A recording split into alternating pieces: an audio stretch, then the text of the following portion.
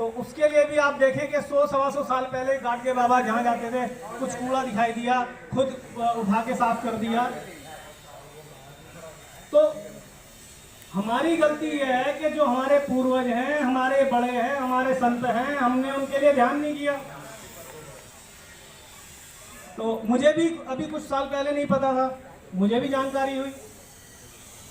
तो हमें इनकी शिक्षा को, जो सफाई और शिक्षा है, उस पर ध्यान देना है। और जो शिक्षा हथियार है, जैसे भाई साहब ने भी बोला है और एक और भाई बोल के गए थे कि ये काम मत करवाना, तो कुछ और काम करवा लेना जो भी है, और पढ़ाई जरूरी है। बिल्कुल सही बात है। और बाकी एक चीज़ है कि काम कोई छोटा बड़ा नहीं है, मेहनत ईमानदारी से करो, कोई भी जो भी काम मिल जाए करो, कोई दिक्कत नहीं है।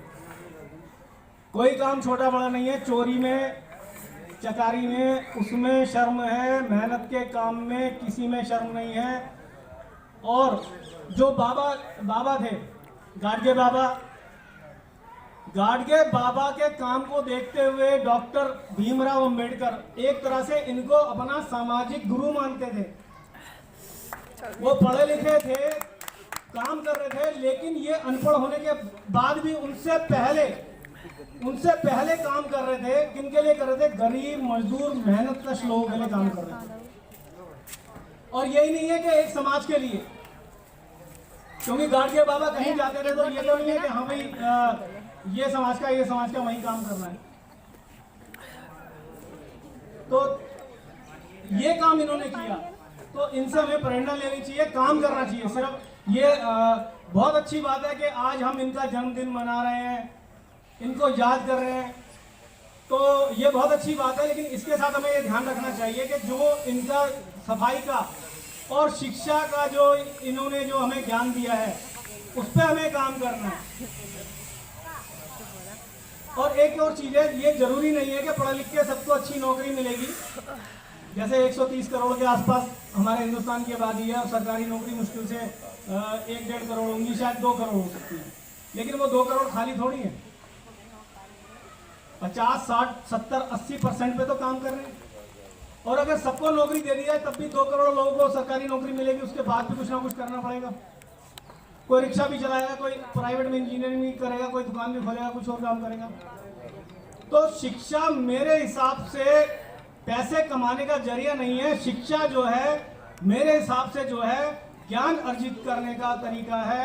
और उसके साथ जब हमें ज्ञान अर्जित होता है, हमें जो है आत्मविश्वास बनता है। हम कहीं जाते हैं, कहीं कोई दिक्कत होती है, हम उसका सामना कर सकते हैं।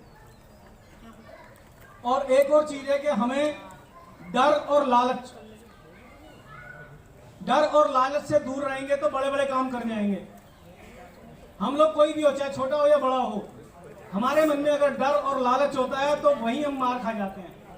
अब बाबा की बात है, गाडगे बाबा की, गरीब परिवार से थे, भजन वगैरह भी करते थे, जो भी साधन होते थे। अच्छा, एक चीज और है, जब आप अपने लिए छोड़ के, कभी मुझे अपने लिए काम नहीं करना है, अगर मैं कहूँगा सबरवाल साहब मेरी मदद कर दो, तो आप कहोगे यार हर महीने 2 महीने में आ जाता है। मैं कहूँगा सबरवाल साहब ये गरीब का बच्चा है, इसको ये दिक्कत है, ये गरीब की बेटी की शादी हो रही है, इसकी मदद करनी है। तो उसमें क्या होगा, उसमें वो देखेंगे हाँ भाई ये अपने लिए नहीं कह रहा, ये दूसरों के लिए कह रहा है। तो ऐसे ही इनके पास जो भी पैसा इकट्ठा होता था, जो कुछ भी करते थे, उनसे इन्होंने छात्रावास, स्कूल वगैरह सब तैयार कराया। किसके लिए तैयार कराया? अपने परिवार के लिए थोड़ी तैयार किया है, सबके लिए तैयार करवाए। तो ये 2 बड़ी चीजें, डर और लालच, अपने दिमाग से, अपने दिल से बिल्कुल निकाल के, और निस्वार्थ हमें सिर्फ अपने समाज के लिए नहीं, सब समाज के लिए।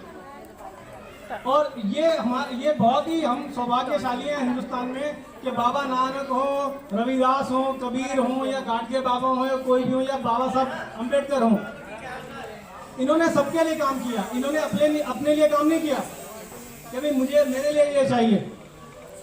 उनके पास तो बहुत था। और जो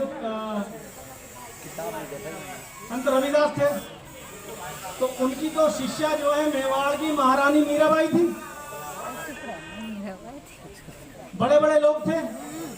उनका तो एक जो संत रविदास थे, अगर जुबान हिल जाती तो हीरे मोतियों के ढेर लग जाते। तो इसीलिए मेरा यही निवेदन है कि हमें शिक्षा पे, जैसे सबने पहले कहा है, शिक्षा और सफाई पे ध्यान देना है और डर लालच को ख़त्म करना है, पढ़ाई पे ध्यान करना है। और जो है वो एक नारा है कि एक रोटी कम खाएंगे लेकिन बच्चों को जरूर पढ़ाएंगे।